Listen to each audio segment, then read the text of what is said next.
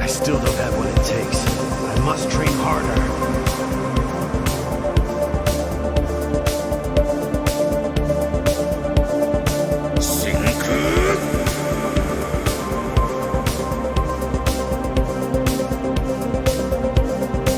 This time, victory is mine.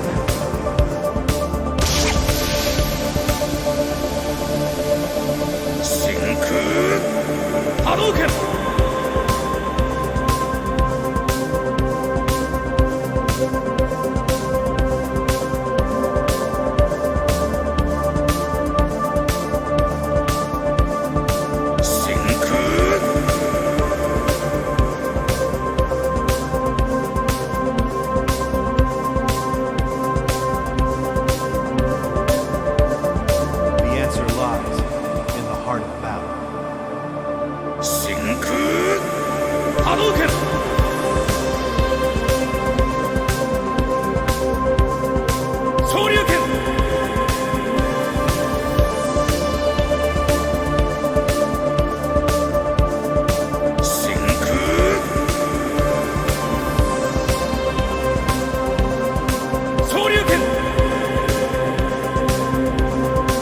This time, victory is mine.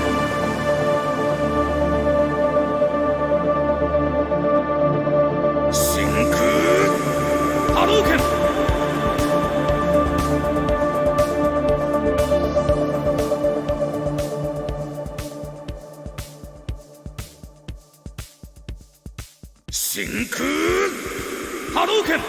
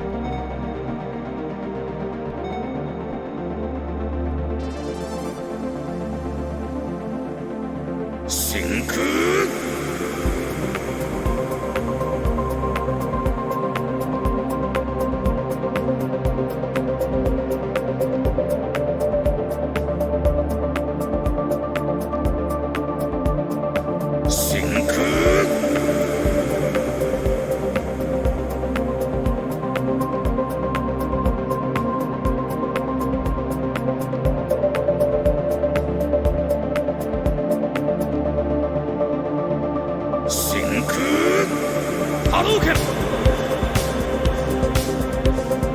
I still don't have what it takes. I must train harder.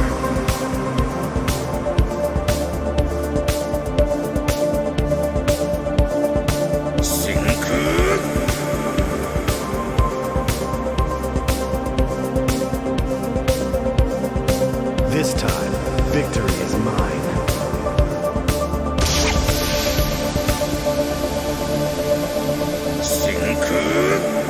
Hadouken!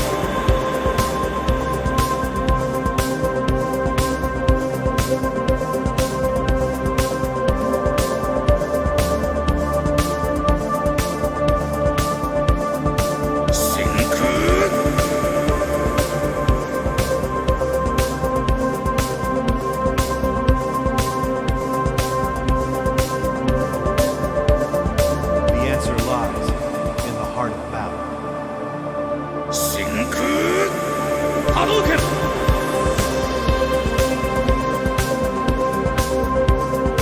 Shoryuken!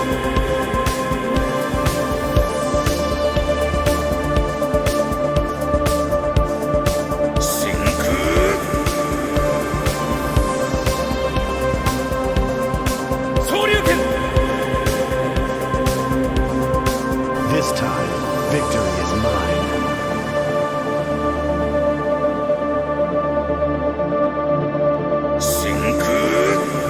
Hadouken!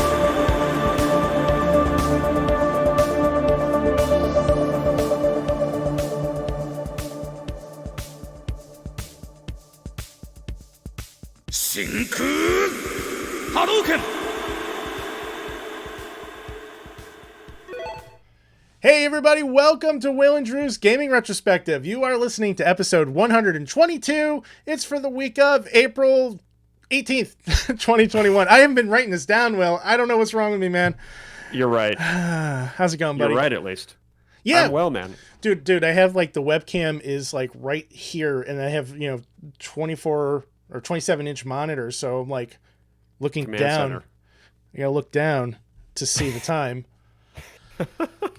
It would be funny if you were just looking at like a paper calendar on the wall to find out what week of it was. Is the Like, let's see here. Let me flip over to the Roman cathedral. Yeah. Dude, I love that calendar, man, and I barely use it because I'm like never at the office. But when I go in, I'm always checking off the days that I wasn't there. And then that's it. I never even look at it. It's not even positioned well for me to enjoy, a nice scenic landscape in Italy. Do you have like one of those calendars that you like put the X's through every day that goes by? I don't do an X, I do a slash. Okay. A minimalist. No, I do a slash. The Minimalist. Two lines is too many, huh?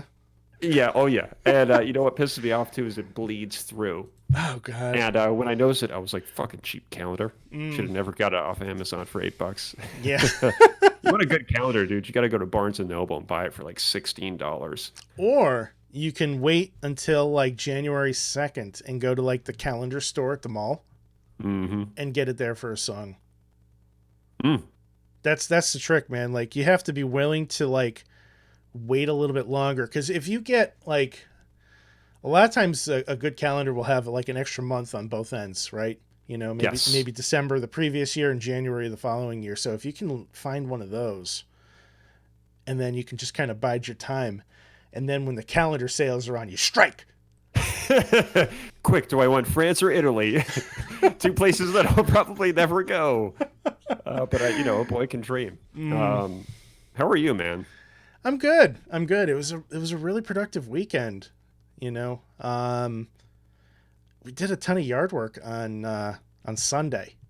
Oh my god! And tell me everything. Yeah. So when we moved in a couple years ago, the yard was a little unkempt. We bought the house from an elderly man, and I don't know if they were paying to have it landscaped or if his sons were just coming every few weeks, but they basically mowed the lawn and that was pretty much it. And since we've been there, we've done a lot to the yard, even though it doesn't feel like it, because progress moves at a snail's pace, but it is progress. And we had this whole, like, we actually took down a tree by hand. My buddy Mike and I, like, literally chopped a tree down with an axe. It was dead and rotted and termite infested and all this stuff. We did that a couple years ago. And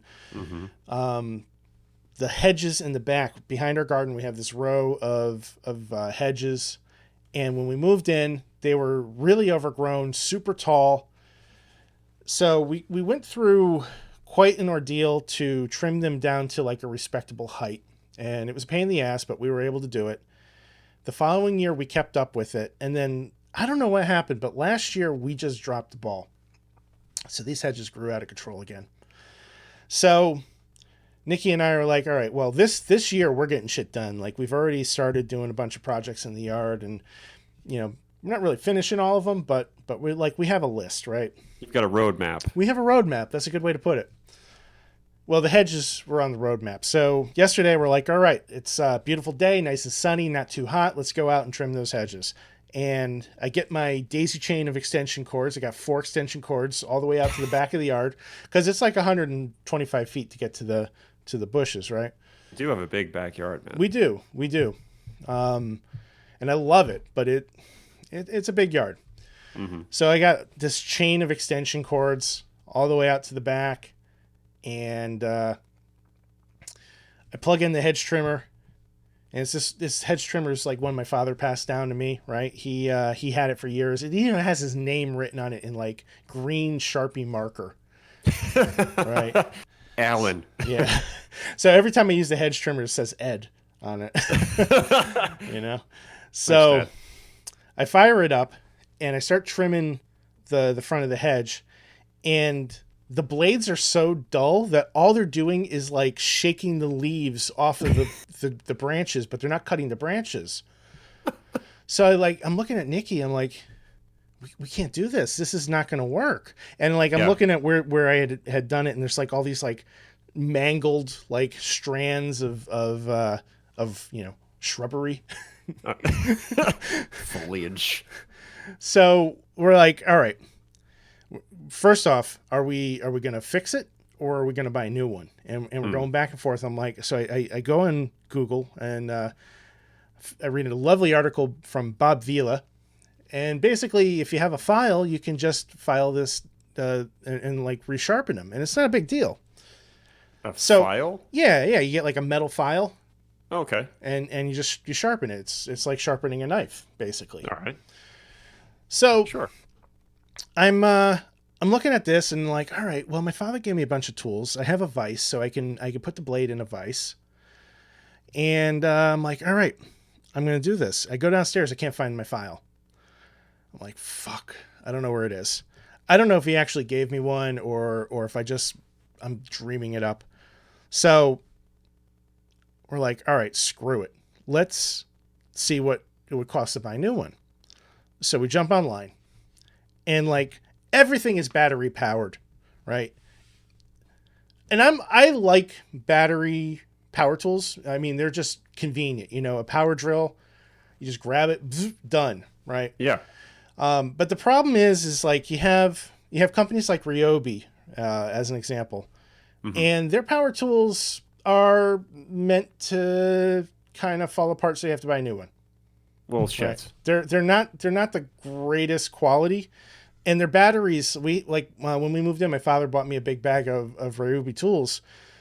Their batteries die super quick, right? As in, like, permanently? Well, they need to be recharged often, but they also don't last. So yes to both of those questions. So, I'm a big fan of Epic Outro in the chat just said, well, there goes that Ryobi sponsorship. Yeah. Yeah, I've got a Ryobi drill, too, that I really am enjoying, so hopefully it stays that way. So I'm a big fan of Makita, right? Like, I have a Makita drill. I can use this thing for like hours, leave it uncharged, and go and grab it again like months later. It's still got a charge on it. Thing is, it's just a beast, right? So my inclination is to like, all right, let's go get a Makita hedge trimmer. Well, they start at $200, and that doesn't include a battery. And then we're looking at like gas powered, and that's kind of like in between. And then, finally we're like, okay, well, we have like all these electric ones. They're like $50. Why are they $50? Is there something wrong with them? You get like that price mentality. It's like, well, if it's cheaper, it must be worse. Yeah.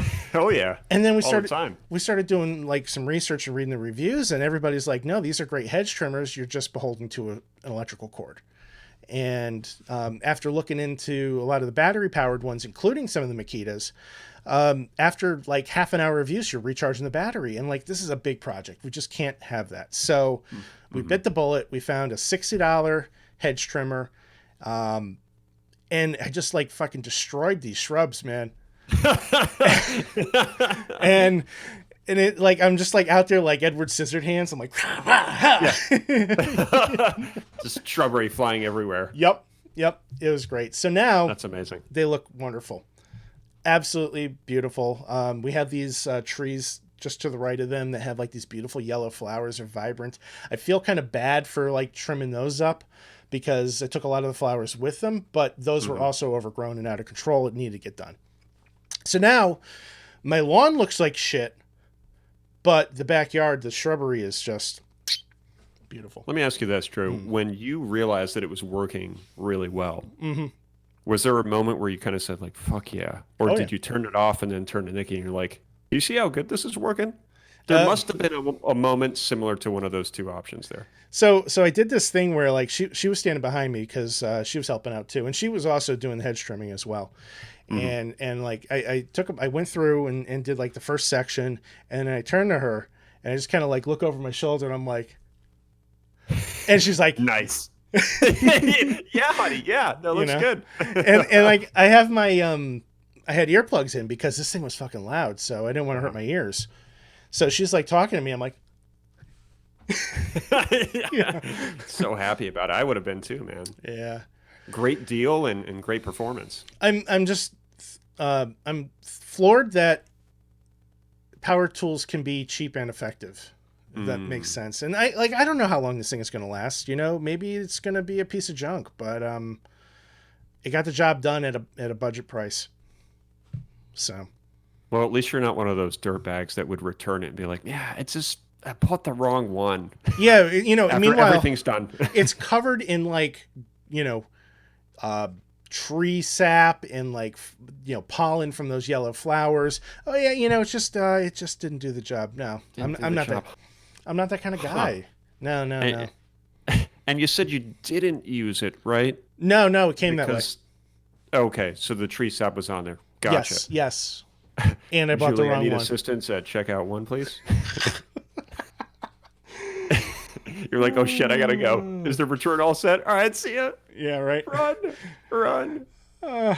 One day I might have the balls to actually tell my Lowe's story on air. Maybe I'll just tell it right now real quick. Go ahead, man. Do it. I know the story. Everybody's going to want to hear it now. So some time ago, I was building a desk, a do-it-yourself desk, and I bought this giant butcher block, which was really expensive and heavy, and I hated it in the end. And I stained one side of it. Long story short, I didn't know what to do with it, so I had it in the garage. And my brother-in-law came over one day, and he's like, "Hey, man, what are you doing with that thing? I thought you just stained it and built it." And he's like, "Yeah, dude, I hate it, and I'm stuck with it now. I'm trying to sell it." He's like, "Dude, just return it." And I'm like, "What do you mean return it, dude? I stained it. I sanded it. I stained it. I fucked around with this thing. There's no way they're going to take it back." And he's like, "Yeah, well, you only stained it on one side." And I was like, "Are you really entertaining me bringing this back and placing it face down on the cart and returning it that way? Because I will. I mean, I won't, but I will." And he's like, "Dude, I've returned things broken there all the time. Just do it." And I'm like, "Yeah, but I'm just not a dirtbag, though." And they had a trailer here attached to their Jeep, and I was like, "Well, this is really tempting." He's like, "Oh yeah, dude, I can see you're thinking about it. Just ask your sister to bring you over there. Take the trailer, put it face down, bring it in, show them the receipt, and get the hell out of there when they process the return. Just make sure they don't flip it over." And I was like, "Dude, this is really like nerve-wracking." So, needless to say, we loaded it up at the trailer. I went back, and I felt like we were on this mission to, like, I don't know, rob the place and leave. So I walk in, I've got it on a cart, and I'm just sweating because I'm like, dude, if they lift it up and see, it's fully gray stained. Yeah. So I walk in, and you know, there's an employee, young employee, looked like he was there for like seasonal work and looked like he didn't want to be there. And I was like, perfect, this guy's not going to check. So he looked around, and it's on the cart face down. So you see the top, it's completely untouched, sanded but untouched. And he's like, "Yeah, you didn't stain this or anything like that?" And I'm like, "No, it's just too heavy, too expensive. I don't need it." And he's like, "All right, that'll be $274 back to your card." And I was like, "All right, thank you very much." And I was like, "Am I all set?" And he's like, "Yep." And then he starts wheeling it over to like where they have all the returns, and it looked like he was about to bend down. And I was like, I literally like walked briskly out of the store, and I got in the car, and I told my sister, I was like, drive now. She literally was waiting out the side of like or at the curb at the entrance, and I felt like I was getting into a getaway car for a butcher block return. Did she like burn rubber? Did the tires squeal? Nah, I was expecting her to, but she just drove away casually, and I felt so bad for doing it, but I was happy I got my money back. So yeah, that happened. Was this before the pandemic started? No. So at least you had a mask on. Yeah, this was last year. It would have been, I think it was towards the end of summer, somewhere around there. But yeah, it was bad. I never do stuff like that, but it was a situation that was very difficult to deal with because no one wanted to buy it. I put it on Marketplace. It just wasn't getting any hits. Yeah. And I was like, dude, this thing's huge. It's heavy. I don't know what to do. And yeah. Dude, Marketplace is a dumpster fire. Like, we have a treadmill that we got from Nikki's parents, and it works, but it needs like repairs. The tread is bowing up, and the wheels on it are kind of rusted out too, so those need to be replaced. Basically, it sat outside for a couple of years, and we didn't realize it when we told them we would take the treadmill. So now it's our responsibility. She put it up on Marketplace, free treadmill, pick it up. It works. There's nothing wrong with it, but it needs repairs. She's getting the dumbest questions. Does it work? What's wrong? Does it need repairs? I had one guy that was like, he was like, oh, I got to drive 2 hours to come get it. And he was like hemming and hawing about whether or not he was going to come for it. It's like, just like, if you want it, come get it. Otherwise, don't. It's that simple.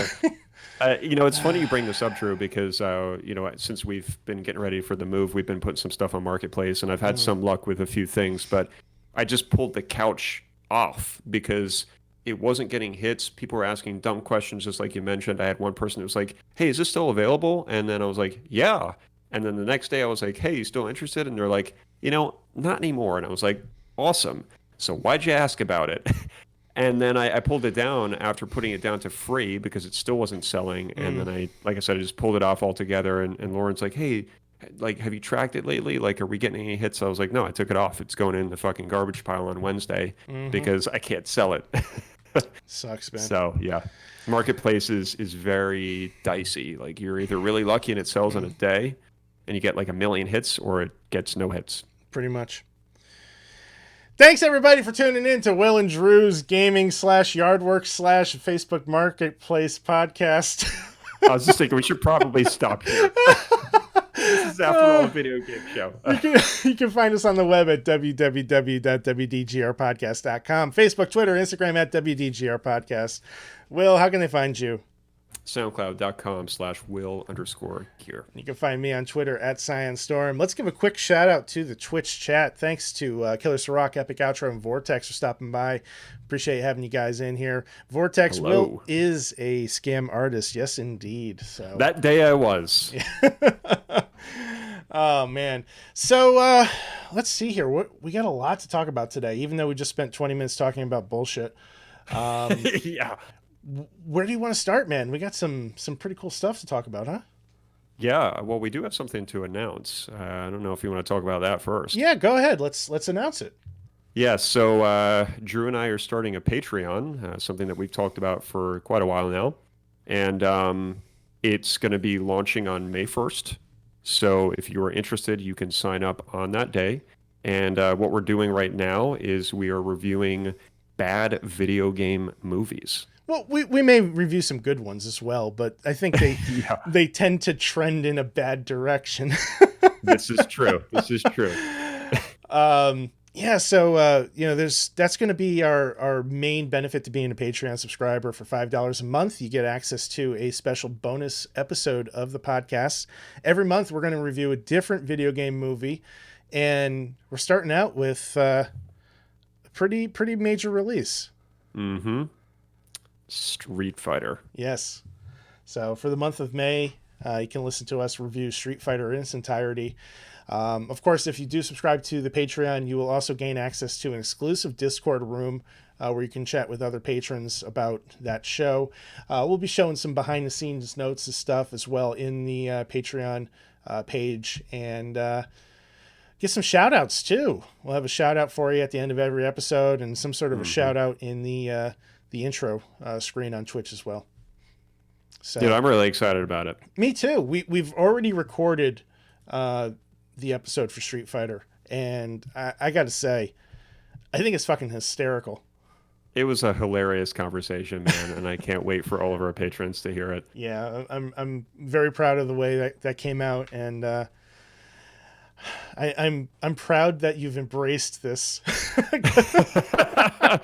Well, at first I was like, oh man, I don't know. This kind of sounds daunting because like most video game movies are generally awful. But I was like, you know what? This is actually a really good idea. And we had a lot of fun watching it, man. And a lot of fun talking about it. So yep. I'm looking forward to the future of the rest of the films that we have to, that we're going to watch. Absolutely. Me too, man. All right. Let's dive into some news topics. I think the biggest news topic of the day is Sony. They did a 180 on their PlayStation 3 and Vita store. We talked about this 2 weeks ago, where they had announced that they were going to discontinue the digital storefronts for the PSP, the PS3, and the Vita.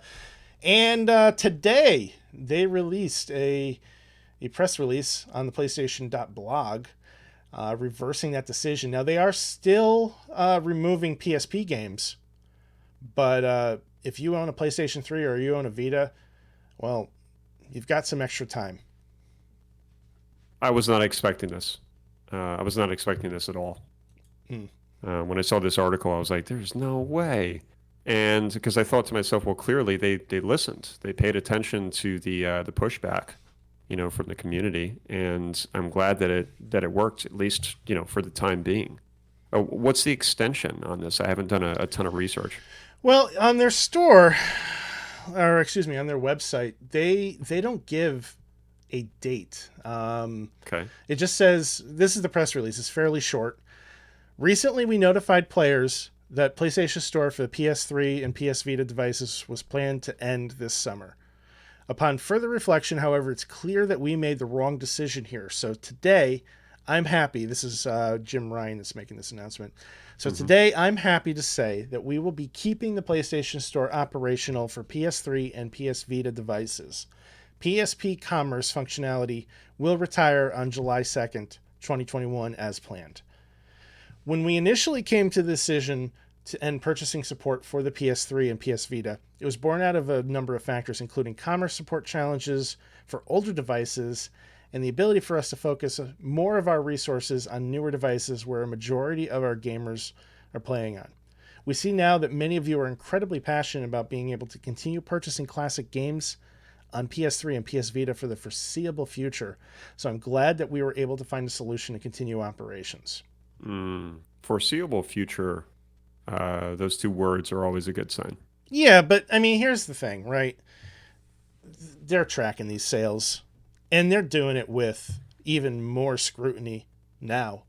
Because I guarantee you, Jim Ryan is going to get a report every single week. How many PS3 games have we sold this week? How many Vita games have we sold this week? Yeah. And if that number hits 0 ever, it's getting cut. Mm-hmm. This is a moment in time where gamers sometimes need to realize that, after all, this is a business. And there are going to be business things that are going to happen that we're not going to like. And I completely get that. So I think there's, like, I respect what they're doing from that, business perspective, but they also have to understand that gamers are not necessarily business minded or business people. So, what they want is games. So they can run a business, but they have to also make sure that they're running a business for gamers, not other business people. So the thing is the store for the Vita and the PS3 really should be integrated into the store for the PS4 and the PS5. I agree with that. It should not be its own entity. It should not have, like, the only thing that needs to be different about the entire process is the trigger that sends an authentication from the store to your gamer tag to authorize that purchase for download. Mm-hmm. And I don't know what kind of voodoo magic they have to do to get that done, but there's no reason that these games should not be available on the PlayStation 3 website and have it be the same exact experience as a PlayStation 5 website. Mm-hmm. If I go onto Sony's store right now and I type in Vita games, it shouldn't take me to an old antiquated version. It should bring me to the up-to-date version of the same store, of the same experience. And a charge card is a charge card. If you're updating your store's infrastructure, it should update across the board. Yeah. I agree. I mean, like, there's a need for security. There's a need to update that information and keep people's money secure. And I get that and I respect that, but it should be the same process. There shouldn't be two separate experiences just because it's an older system, Not at all. And it's annoying. I can't tell you how many times I've had to hook up my PS3 to access that version of the store, and then they changed the PS Store, the main PS Store, recently to be more interactive with the PS5. Then they changed the app. Mm-hmm. Sometimes the app doesn't work well. Sometimes the website version of the store doesn't work well. I know you've had issues with that. Oh, it's a nightmare. And then when you get onto the console, that seems to be like the best way to do it, right? Naturally, they make it where the store is most efficient when you're on the console, and I get it. But can we just make it streamlined across the board? Like you're saying, I want to be able to go on the website in the browser on my PC. I want to be able to do it from my phone. I want to be able to do it from the console. Just make it the same. Right. Yeah. So there may be like issues there, stuff that we don't know about as gamers as to why they can't just streamline it. But it's hard to believe when it's 2021 and you're just like, come on, dude, like you can do this in other aspects of business. Can we just get it going? Right. I know that the experience going from a mobile device to a desktop computer is going to be different because Google and Apple take a cut out of any purchases made through their devices. If you're using, so like, for example, the Xbox app, right? I can browse the entire Xbox store from the Xbox app on my Android phone. I can tell my Xbox to download games, but I cannot purchase them outright. And in order for me to complete that purchase, I need to go online on the website and make the purchase, or I need to do it from the console. And this kind of works there's a pro and a con to this. They've enabled it so that basically I don't need to own a game to download it. So if I buy a physical copy of a game, I can download all of the necessary components to play that game before I even put the disc in, which was very useful for like Cyberpunk, for example, because that was a huge game. Sure. But then, I think they take, like Google, I think takes like 30%. Remember, we had a pretty big discussion about this when Epic was fighting against Apple with Fortnite. It's the same kind of thing. It's the same thing. That's a good point. So, I know Sony's kind of got their issues there that they have to deal with, but that doesn't change anything about the act of purchasing a game in a web browser. Yeah. And not to mention, I think it was Colin Moriarty mentions that the PS Vita is still really relevant. Like apparently there are some games recently that got canceled. I was like, what? Yeah. There are games still being made? There are games still being canceled? I mean, I'm so out of the Vita realm, it's not even funny because I never had one. I've always kind of wanted one. But apparently it's way more relevant than I ever anticipated. Well, it's got a cult following. The Vita had a gorgeous screen, especially for the initial release. It was an OLED screen, wasn't it? It was an OLED the original one. Yep. It's a beautiful system. The graphics look great. It has the ability to stream content from your console, so you can, play games through that. And the only thing that's really lacking is the same controller layout that the PlayStation 4 has. And they found ways to work around with that because the back of the system, I guess, is touch sensitive, is capacitive or something. Yes. I haven't really played any games that utilize that, so I don't have much experience with that feature. Uncharted was one of them. Was it? It was an Uncharted Vita game. Okay. I don't remember the name of it, but apparently it utilized it well. But again, it's kind of like the PS4 controller speaker. It was used in like 8 games, and we were kind of promised it was going to be a vital feature when the console was debuted. So, yeah, just one of those kind of like hidden things. Yeah, Golden Abyss. That was the Uncharted game, Golden Abyss. Yeah, Dave just helped us out there. Yep. He also notes that it is the ultimate PS1 Classics console, and that is true. I've heard most of the PlayStation digital purchases that I have been PlayStation 1 games. Yeah, you ever notice how it says PS1, Vita? Yeah. I think I've noticed that on a lot of those PS1 classics, and it's kind of like, hey, you should probably play it on this because it's going to look really good. Yeah, and they do. I mean, Twisted Metal handheld, beautiful. Oof. So, but man, like this is great news, but just the fact that they even paused for a moment to seriously consider taking the store down. Yeah. Now, still not a great sign. Yeah, are we all going to run out and buy, all these digital games that we weren't going to buy before, or what's the plan from here? Do you think that happened already? That a lot of folks got caught wind of the news, right? And then they started maybe buying games that they didn't quite have the money for, but they did it out of fear. And now they're like, are you kidding me? Now I've got more time. I haven't personally watched any of these videos, but there have been dozens of videos from prominent YouTubers that have been top 20 Vita games you have to buy before the store closes. Oh yeah, You whole know, videos just orchestrated around how to do this. right? You know, I know Metal Jesus had one. I saw Oh, that I'm come up in sure. my list a few times, and I don't know what the content is like, so I can't speak to the quality of any of these videos. I guarantee you, you know, some of it is people trying to get a few hits. You know, Sure. if I was active with my YouTube channel, I might have done the same thing. Hmm. But you know, do we want to? Do we want to give them the money, like reward them for making that decision, or is it just a matter of time before they pull the rug out again? I think you make a valid point, sir. And what Joe said in conversation in Discord, he said something along the lines of, this would be the last time that I would give them money after doing this. And I thought about that because at first I was like, well, yeah, but I thought about it more, and I think he raises a good point. Why should we dole out more money when they were entertaining this idea to begin with? Is Mm. it the right thing to do, or should we do the opposite and not give them the money, and then maybe they see that on their sales charts? Yeah, it's kind of a tough spot to be in, because now if that does come back on their sales charts, they see the gamers speaking their voice in that way. Well, they're going to view it as in like, well, nobody's buying, so let's just Hmm. cut the store. So we were right. We were right. We should have just pulled it Exactly. because there's going to be that guy in the boardroom meeting that says that. You're absolutely right. And And Jason, I told you, man. I told you we should have pulled the plug. man.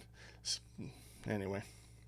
Yeah. So I don't know, man. I don't know how I feel about it. I think I'm still just like soaking it all in, and I think I'm happy to see that they're trying at least to not do this. Yeah. But you're right. I think you make the best point, which is they did think about doing it, though. Right. It's like they didn't cheat, but they thought about doing it. So do you really forgive somebody that almost Yeah. did it? Quick note from Epic Outro. He says it sucks for gamers, but you can't expect them to uphold these decade-old storefronts forever. Hmm. And my answer to that is yes, I can, and yes, I do, because those games are so minuscule in the amount of data that they require, and Hmm. hard drives are so cheap. Maybe you scale back on your redundancies so that you don't have maybe hundreds of servers around the world. Maybe you just have dozens of servers around the world, because you don't need to handle the same amount of traffic. But there's absolutely no reason that Sony cannot take a game like Twisted Metal, which is probably like 200 megabytes, Yeah. and make it available to gamers for generations. Yeah, it's hard to refute that. I mean, Dave has a point. I mean, that was initially my reaction. I was like, well, out with the old, in with the new mentality. But at the same time, you raise good points about the storage of these files and the storage of these games. Is it really that much of a burden for them to keep them around in the archives for people to pay money for? I don't know what the entire PlayStation 1 catalog would require as far as storage space, but I'm pretty sure I could afford it. It's like 1 gig. It's obviously more than that. Yeah, yeah. I'm joking. I'm Yeah, joking. yeah, no, you're fine. So anyway, I'd love to hear what everybody else thinks. So Yes. if you're listening to this, whether it's on our YouTube page or you're listening to the podcast, the audio, leave us a comment, drop us an email, wdgrpodcast.com, swing on by our Discord room, tag us on Twitter, Facebook, whatever, and let us know what you think. Is this a good decision? Is Sony right? Are the gamers right? Who's right? I want to know. I think I'll rest my case with this statement. If you were thinking about buying Xenogears for PS1 for a long time, and you want to buy it when you're good and ready, with them pulling the plug, and you don't get that game, you will be forced to buy the disc version. How much Am I is, not correct about this? let's Is see. that what we face, Drew? If they can't get these games before they maybe pull the plug, will their only option be to emulate it or buy the disc copy? That would be correct. And, loose, you're looking at $60. If you want to get it with case and manual, it's $160. Yeah. So, So right now, last time I checked, Dave, it was $9.99 on the PS Store, and it usually sits at $9.99. So it's either buy it now, or it's you buy the disc version, or you emulate it. So those two options, if they pull the plug, are not very practical for your average gamer. And I think that's my point that I want to end with is $9.99, you get it in 5 minutes. That's the future that we would face if they don't pull the plug. If they pull the plug, we're looking at discs or emulation.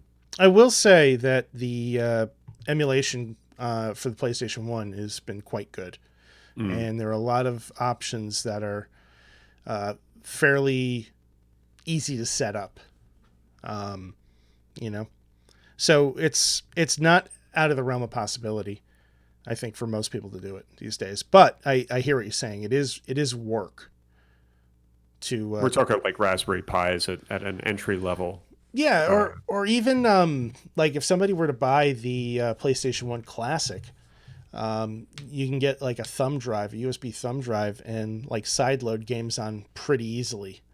The miniature version? The miniature, yeah. Yeah, there is that option. That's a good point. Are those readily available, or are they rare now? They're pretty easy to get, and they're frequently cheap. Okay. So I mean, it didn't do that well. No, it was not well reviewed. You have it, don't you? I do. I do. I have not used it nearly as much as I thought I would, just like all of my classic consoles. And it just it felt like a cash-in. It did. I remember when we reviewed it. It felt like a cash-in, especially when you had a much higher quality level with the two Nintendo offerings. The Sega Genesis one was just so much love and care went into that. And the TurboGrafx one, in my opinion, has like just the most love and care, most effort put into one of these things so far. That thing looks really good. Yeah. Yeah, they did a really nice job with that. And, nobody bought it because nobody owned one in the first place, but... No. But I'm happy, so... Yeah, you are. Oh, man. All right, let's see here. What's next on the list? Oh, yeah. Days Gone. Yeah, so John Garvin, the director on the game Days Gone, said basically the reason the game didn't get a sequel was because nobody bought the original. And in a interview with David Jaff, he said, if you love a game, buy it at fucking full price. Don't complain if a game doesn't get a sequel. Yeah. I mean, I have a lot to say about this, and I'm torn on it. There's a part of me that understands what he's saying, right? Because I've always had the argument about certain aspects of gaming, like if you really support a game like Dark Souls or whatever it is, Mass Effect, we all know, or most gamers know, if you buy that game new at full price, you're supporting the developers directly. Just like it's the same concept as buying a Porcupine Tree CD brand new, right? You're supporting the artist more directly that way than you were, or that you are, bootlegging it, or you're not doing it at all that way. But right. What I'm saying is that there's obviously support that goes when you buy, or goes to the developer when you buy a game at full price. And I think he makes a good point that, he's tired of hearing about people, buying a game for $5 on, PSN or on a sale or free for PS Plus. And I don't really know the intricacies of how much that might hurt a developer. But there's arguments to both sides. And that's what makes this argument or this discussion so difficult to come up with just a sort of final standpoint on it, because there's too many ways to interpret what is best for the gamer. Because some gamers in this article don't have enough money to buy a game at full price. They have to wait until it's 10. Right. So should they be shunned because they can only afford a game when it drops in, to a sale, even when they love and support the game? This guy is almost saying, well, fuck you, buddy. Come up with the money, because that's how you really support it. So that's kind of my piece. I'm sort of torn on it, still thinking about it, but that's my initial thoughts. So on, this is as transcribed by VGC.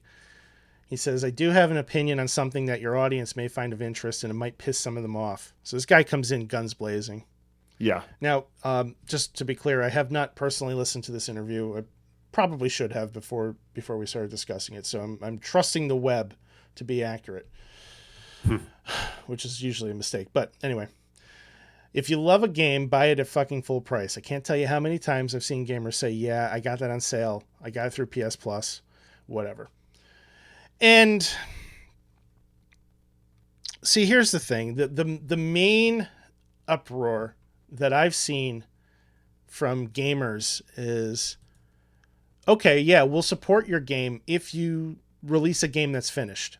If you release a game that's not broken, that doesn't require numerous patches to make playable, that doesn't feel incomplete, that doesn't feel like a cash grab, like we'll support a game at full price if it's worth our money, but not if it's not. And I think that that's important. Yeah, sure. Maybe it's disappointing to some people that Days Gone didn't get a sequel. Maybe the game had enough redeeming qualities to earn a sequel, but when it was launched, it was not critically acclaimed. No. You know, I think people were talking about it, and then it came out, and then nobody talked about it.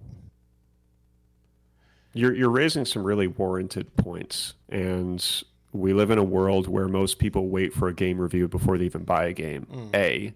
And B, like you said, most folks are now aware that a lot of new games, especially AAA titles, sometimes are running the risk of not being finished when they come out. Right. Cyberpunk is a great example of that. So why would you want to fork out $60 plus on a game that maybe didn't get reviewed well, and you're worried that it's going to need patches day one? And Days Gone did not, it did not have a good reception. Right. It was not reviewed well. I passed on it because I'm not into zombies, but also it had bad reviews. So, yeah, I mean, when you look at it from that side of the coin, it's hard to take this guy seriously and be like, well, you know what, dude? Like, look at the gaming world that we live in. How can you expect us to pay $60 for this when that's what we're looking at? John Garvin did go on Twitter to expand on what he had said. And he says, quote, "This is what I said. If a game doesn't make money, it's probably not going to get a sequel. That's a financial, marketing, and business fact. I can't believe this is shocking news to some of you. Also, I wasn't even talking about Days Gone. I haven't been at Ben's studio in 2 years.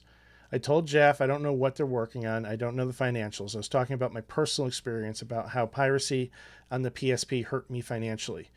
What I could have added is that anything that doesn't make money doesn't get supported. Vita, anyone? Question mark. Again, I have no knowledge of the financials here. It's just common sense. Have you seen a movie that you loved but didn't pay to see, then wondered why it never got a sequel? So you do you. If you don't like a game, if it's buggy, if you listen to reviewers' opinions, if you think games cost too much, more power to you. Just don't buy it on a sale a year later. Discover you love it and then wonder why a sequel never got made." And then, in the Twitter thread, there's some interesting replies. I find that people that tend to follow figures like this tend to agree with their statements. So one of the people that posted is like, IGN says, bugs are not allowed. Also IGN, Days Gone 6.5, Cyberpunk 9.0. And that's a valid complaint, like reviews. The review cycle for Cyberpunk, which is a horribly broken game, was questionable. Unfortunately, IGN has been under a target for a while for reviews being manipulated and having obligations to give high reviews to certain game franchises for partnerships and whatnot and good press. So there's no doubt that reviews cannot always be trusted. And I think his statement, now that you read it on the air, it's hard to get angry at that, because there's a lot of truth to what he said there. At the end of the day, it's kind of like what I said before. This is a business, right? Whether we want to believe it or not, it is like anything. If something doesn't sell well, it is less likely that it's going to get a sequel. And that's, you can even take Bayonetta 2, for example. A lot of people love to talk about how that game would have never been possible if it wasn't for the Switch, and there's a lot of truth to that.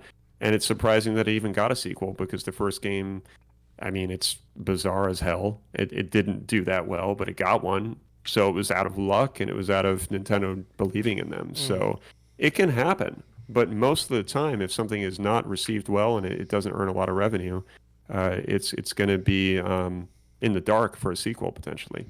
So there's two things that I want to touch on to follow up on this, right? First of all, here's a reply on Twitter from GrayFox977. If your industry as a whole made a true effort to fix the culture of releasing busted, unfinished games, us consumers would be more than happy to pay full price.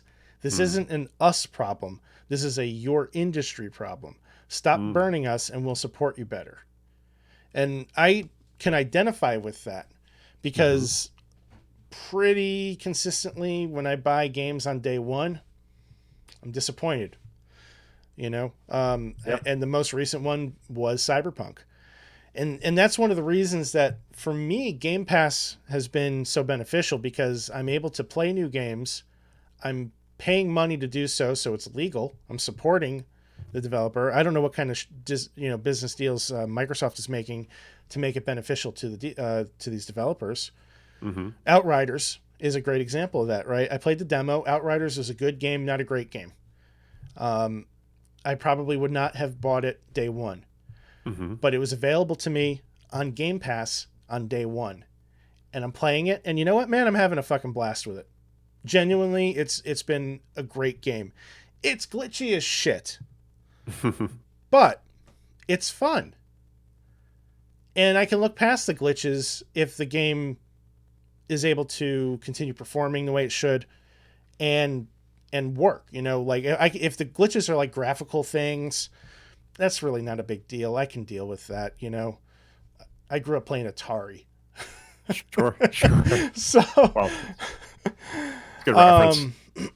There was something else that I wanted to touch on too. Oh, so, you know, he comments about buying games on sale and how that is counterproductive to the developers. And I don't see how that's possible.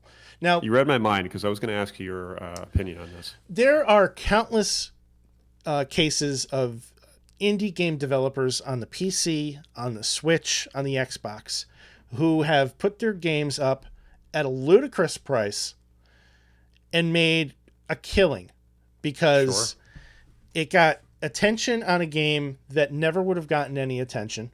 It got people to buy because it was cheap enough to bring in volume rather than, you know, larger sales at a smaller volume. And it was enough to get them noticed as a developer so that their follow-up game, whether it's a sequel or something completely different, would be worthwhile. And I think that, like, you know, he's looking at it from the big picture of a major studio, but like that's a one-size-fits-all approach, and that doesn't necessarily work. That's true. My argument there is not even really an argument because I agree with that, but I'd be interested to learn more about whether or not sales are hurting the industry or not. You know, like an inside look, because we are living in a world of sales now. Gaming has changed so much. You and I both know that, you know, better than any other gamer out there, or just as much, rather. And, you know, back in the day, you didn't really have game sales, and you were lucky if you found one. Now they're all the time. You know, I was just loading out my PS4 when I was playing BioShock last, and there's a spring sale. It's every fucking season. Yeah. Every season there's a sale. So are we to blame for buying into that, quite literally, or are we to say, no, I'm not going to participate in the spring sale. I'm going to buy this game when it's full price. Yeah. It almost sounds ludicrous to entertain that idea in the world that we live in now. It does. And, you know, thinking about it, if you look back at like the PlayStation 1 when they started doing greatest hits, you know, a $60 game for $20. Wow. That was unheard of at the time. Now you have greatest hits for every platform, right? And they do the same thing. A $60 game, $20 or $30. And not only that, but, you know, all right, let's say Outriders came out. Forget the Game Pass stuff, right?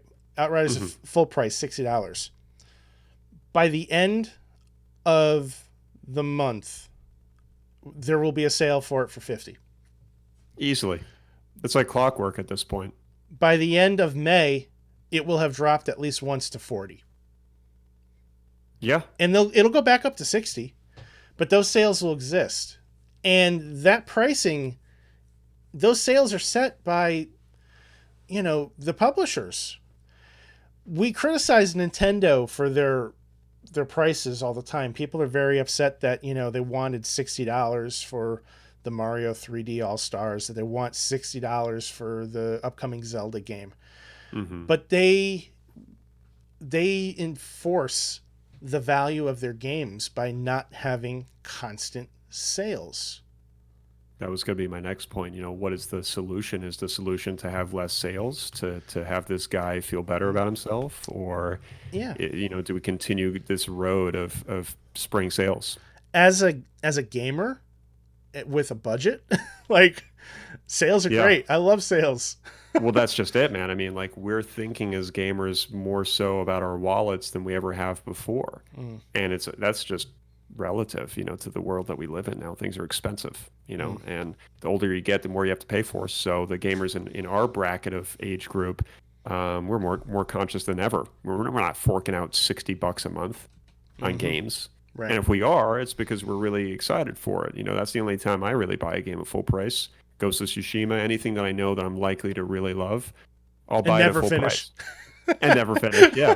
I'll buy it at full price, and we're cursed, right? Yeah. But I'm not gonna pass up a sale on a game that I want and it's $5. It's getting bought. Yeah. I'm with you, man. In fact, I've bought more games on sale, just because I could. Mm-hmm. And I can't tell you how many of them I didn't play. And just one final note on this topic. Is it really so bad if a game doesn't get a sequel? I'm surprised that we didn't even just talk about what's underneath our nose here, which is exactly that. This is really all about the sequel side of things, I suppose. I mean, obviously everything that we talked about is relevant, but yeah, I mean, why does a game need a sequel all the time? We have too many. We're dealing with too many sequels. We're dealing with too many remakes and remasters. Why don't we just focus on originals for a little while? Mm-hmm. I think that's why so many people are so excited for Returnal for PS5, because it's like, wow, we're finally getting like an original game for the PS5. Yeah. I think we need more of that. In the Twitch chat, Vortex says Game Pass is perfect for someone like me because honestly, I wouldn't have played any of those that I just recently did. I won't buy full price games. And he just had an opportunity to try Hellblade. Excellent game. What else he played? I'm not sure if he jumped into Outriders yet or not, but that game is a lot of fun. If you haven't tried it out yet, Vortex. Dude, tomorrow I get baseball on my Xbox. I am so fucking excited. MLB The Show 21. A Sony game is going to be on the Xbox. It's Game Pass day one. I'm going to be hitting home runs with the Mets, baby. Dude, whether you like baseball or not, those games are incredible looking. Dude, they are like MLB The Show is the best baseball game ever made. Period. Full stop. Dude, you remember how good it looked on the N64? Oh, man. Even back then, I was like, dude, this looks real. Did they make that game on the 64? I thought that was sure they did. I thought that was only a Sony game. I could be wrong, but I know there was an MLB. I mean, there's been other MLB games, but this has been traditionally a Sony game since the beginning. I'm going off of my Babbage's memories. Because I remember seeing a TV behind the glass in the storefront window, and there was a baseball game for N64 being demoed, and I could have sworn it was the show, but I could be entirely wrong. Yeah, unfortunately, I think it was a different game. But it's all good. But yeah, man, I mean, like, they've been making this, like, it evolved from MLB 98, 99, 2000, and then ultimately in 06 it became The Show. And it's been The Show since 06. And it has only been on PlayStation consoles until this year. And, man, the Major League Baseball was like, yeah, you guys can't make the best baseball game and not allow anybody else to have it. So... So it's coming to Xbox. I'm pretty excited. I got it preloaded and everything, and oh man, it's gonna be fun. Yeah, I mean, to Vic's point, Game Pass is doing wonders for folks like him because Vic is a very specific gamer. He doesn't like to venture out of his little wheelhouse too much, and I respect that. But this is giving him the option to do that without, dropping $60 a week to do so. Right. So, this is the future. We talked about it before. The future of gaming, I think, is all going to be cloud-based technology. Everything's streaming. PS Now might have been onto something, man. That could have been a little taste of the future. Who knows? Yeah, I fully expect at some point Microsoft to release a version of Game Pass that runs off of something the size of a Fire Stick. Oh, yeah. Comes with a controller, HDMI stick right in the back of your TV. They're still going to sell the consoles for people that want the experience of having a console, and the graphics are going to make it worthwhile. It's going to be a better experience, but for that just, person that once in a while wants to pick up a controller and play a game, it's going to be in just a little HDMI stick in the back of your TV, cloud-based, go. Mm-hmm. I just recently looked up what Google Stadia was, because I feel like we touched on the show before, but I never did any heavy research. And a guy I work with keeps telling me, he's like, oh, I just picked this up on Stadia. And I looked into it and I was like, dang, I didn't know this was like this, you know? Well, I mean, with Game Pass, you can do that on your phone. Like, they have cloud streaming games. They call it xCloud. But, Yes. But yeah, it's basically the same thing. And Epic Outro brings up a good point, too. There's been rumors of Game Pass somehow making an appearance on the Switch. I've been seeing that as well, too. And I wouldn't be surprised if Nintendo and Xbox make a deal. Xbox doesn't care where you play their games. They just want you to play their games. There's a lot of truth to that for sure. Everything is either Xbox console or PC. And if they can figure out a way to get their shit on the PlayStation 5, you bet your ass they will. So, let's see here. Well, let's talk about this on the topic of Xbox. You said there's a stick drift lawsuit that is kind of starting to wind down here. Mm-hmm. Yeah, I happened to glance at this earlier, and I guess they're pushing for an out-of-court solution at this point. I want to say we touched on this at one point. Or maybe it was stick drift with the Joy-Con or something. Well, there's been stick drift with Joy-Cons. I've had stick drift with my Elite controllers. For the Xbox Elite One. I do have some regular Xbox One controllers that have stick drift as well, too. So it is something that I've experienced, and it sucks. It's a pain. Oh, yeah. I've had that happen, thankfully, only once to like a really cheap third-party Battlefield 3 controller. But it was so bad that it was literally game-breaking.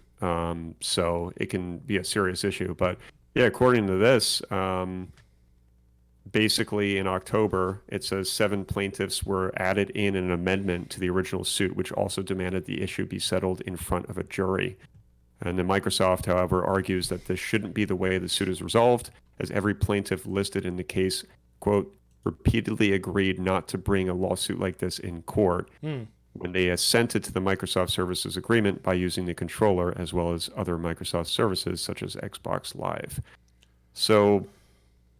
I mean, for it to get to this point, it was clearly a serious problem. I had, at one point, 3 separate Xbox controllers that were drifting. And yeah, that's not good. I never bothered to repair them. I just got another one. Most gamers would, because they're not going to go through the red tape of Right. sending that back or whatever. Well, I got to a spot where, like, when I bought my original Xbox One, I bought 2 controllers with it, right? And the day one controller that came with mine started drifting. And then ultimately I ended up getting an Elite controller. And then the other controller that I bought day in release of the system, that started drifting, and then the Elite started drifting, and then I bought a third controller and I replaced the Elite. I sent it out for an RMA, and they shipped it back to me and replaced it. And then not too long after that, I ended up buying my Xbox One X, and that came with a controller. Mm-hmm. So I've been using that one. I thankfully haven't had any issues there. And then the Series X came out, and now I have a controller with that as well, too. So I have, like, a fresh batch, so to speak. But I'm not going to spend the money on an Elite controller. And this is one of the reasons, it's also just wasted on me. But I don't want to spend $200 on a controller to have it drift. It's expensive. It's way too expensive to have a design flaw like that. Yeah, I mean, Vic makes a good point here that it's a manufacturer issue, or at least it could be. I'm not entirely sure, but I mean, the 360 controller, I don't think had a single issue with stick drift. I could be wrong, but I certainly didn't experience it or hear about it. I had 5 of those controllers and put them all through the paces, and they all still work. Yeah, So that does sound like a manufacturer issue, or it's a design flaw. Right. Hopefully they can get to the bottom of this and get this situated once and for all, though, because Let's hope so. these things aren't cheap. They're not, And it literally is game breaking. Listen, like if they can make controllers that work, then we wouldn't have to buy games on sale. Anyway. Well, why don't we wrap with a little piece of news for Dave? I think he'll appreciate this. He may not know about it. All right. But apparently Resident Evil 4 is getting a VR edition. Ooh. So Dave, if you haven't heard that, you heard it now. You heard it here first. WDGR podcast live on Mondays at 6:30 p.m. Eastern Standard Time. Can't believe I got that out so quickly. It was smooth, man. Yeah, I mean, this sounds cool. We've talked about VR before. We're not huge fans. At least I'm not so much anymore, but I appreciate it. And I think RE4 is going to be good because everybody knows that even if you played the GameCube version, this game is about aiming your gun with a laser pointer pretty much the entire game. So I think that aspect of the game and that mechanic will translate well in a VR environment.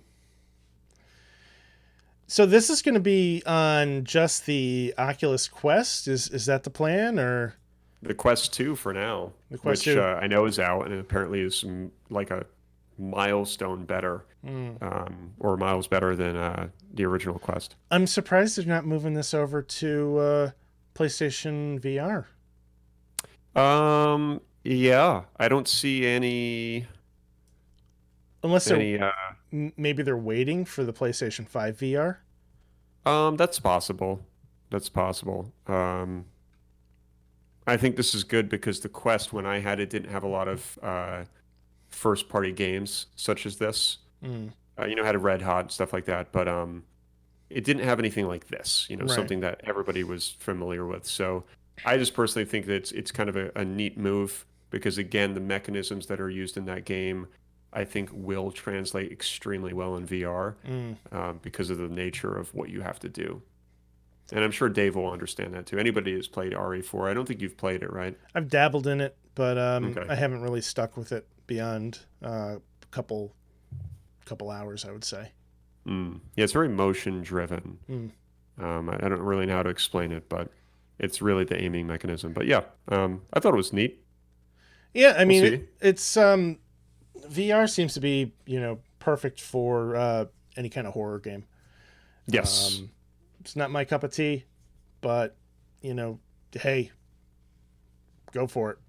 Yeah, I'm staying out of it, man. I mean, I would probably play RE4 in VR because that game's not terrifying. It's scary at times, but RE7 and some of that other stuff, like, nope. Oh, I won't put that headset on. Yeah, no, F that. Maybe for the start menu, if you want to listen to music in VR, sure. I'll look at the start floating in front of me, but I'm not hitting start. No. Well, if you're planning on getting Resident Evil for the Oculus Quest 2, let us know. Please. Love to hear from you guys as well, too. Dave says people say RE4 wasn't scary. In VR, it will be terrifying. I mean, I feel like everything in VR is terrifying, literally everything. Petting kittens in VR, terrifying. Picking flowers, terrifying. This is true, man. This is true, and Dave raises a good point. There are some moments in VR that are not supposed to be scary, and they kind of are, just because that sense of immersion and realism is there. Yeah. Yep. So we'll see. All right. We will see. Well, I think that brings us to the end of our show. Do we have anything else that you wanted to touch base on before we wrap things up for the night? I don't think so, man. That was well-rounded, and I'm excited for crunch wraps for dinner. Crunch wraps. What kind of crunch wrap are you at? Lauren makes them, and she just makes like a makeshift Taco Bell crunch wrap. And I think they call them Crunch Wrap Supremes, like when you get them at Taco Bell. They do? And it's black beans, rice, cheese, lettuce, sometimes avocado, And we'll dress it up some nice flavorful hot sauces and have a good time. Pour some Cholula on there. Get it all some mixed. Cholula, lula, lula. See, I told you, man, I can't not do it now. Thanks, Boondock Saints, man. Oh, goodness. All right, folks. So thank you again for tuning in. Website's www.wdgrpodcast.com. Of course, we're on Facebook, Twitter, and Instagram at WDGR Podcast. You can find us on YouTube, and you can also find us at Discord. Swing on by our Discord room. There's a note for it in the show links. Check that out. Be sure to join us. We'd love to have you come on by and talk about games with us. Let us know which PS3 or Vita games you think we need to buy, and or pirate, whichever you prefer. I knew that was coming. I was like, go ahead, say it. And yeah, keep an eye out for more information about our Patreon as that comes out in the next 2 weeks. We're very excited about it, and we hope that you'll find some value in it. $5 for the content we feel is a good starting point, and hopefully you guys will enjoy it. I do have something to say. Yes. If anybody has a brand new sealed PS Vita, the original OLED edition, you want to mail it to me for free, just PM me. I'll give you my address. You pay for the shipping, and I'll take it off at your hands. They can fax it to you. Yeah, just fax me like a screenshot of it, black and white. Here you go, bud. There's your OLED. Oh my goodness. But yeah, that's all I got, man. All right. So where can they find your music? SoundCloud.com/Will_Gear. And you can find me on Twitter at ScienceStorm. Thanks for listening, everybody. We'll see you next week. Thank you.